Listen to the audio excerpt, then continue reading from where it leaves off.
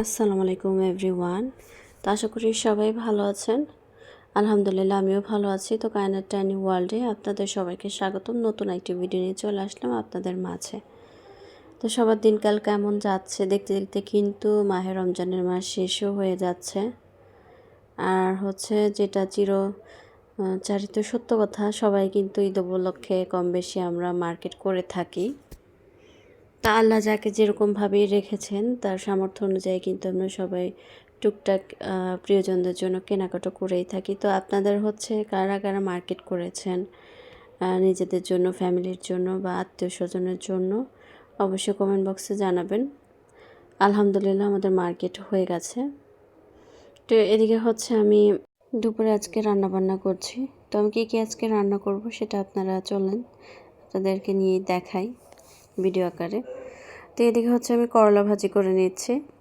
এর আগে আমি মাছ ভেজে নিয়েছিলাম। আজকে শোল মাছের তরকারি রান্না করব। আর পাশের চুলায় শুটকি মাছ, সিম, আলু আর বেগুন দিয়ে রান্না করছি। তো শুটকি মাছ কিন্তু অনেকেই পছন্দ করে না, আবার অনেকেই পছন্দ করে। আমার কাছে মোটামুটি কিছু কিছু শুটকি ভালো লাগে, আর বাকিগুলো কখনো খাওয়া হয়নি সেরকম।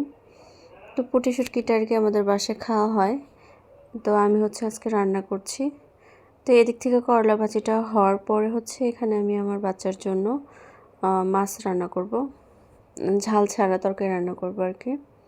তো তরকারিটা এদিক থেকে আমি রান্না করে নিচ্ছি।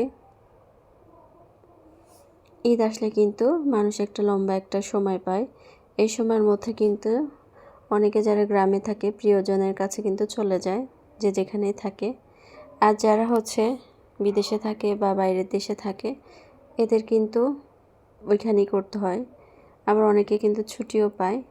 তো যে ঢাকা শহরে কিন্তু কিছুদিনের মধ্যে ফাঁকা হয়ে যাবে। তো সবাই কিন্তু যার যার গন্তব্যস্থলে ঈদে চলে যায়।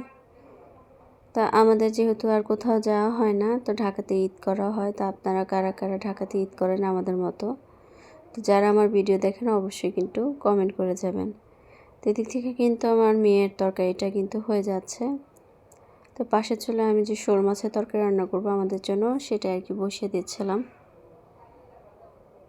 শোল মাছও কিন্তু অনেকে খায়, অনেকে খায় না।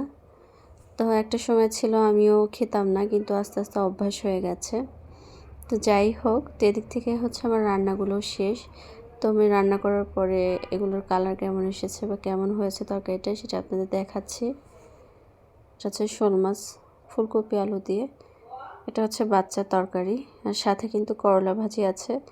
বেশি আর কি খাওয়া হয় না রোজা উপলক্ষে। তো এগুলোই ছিল আজকে আমাদের খাবারের আয়োজন। তো ভিডিওটি ভালো লাগলে অবশ্যই লাইক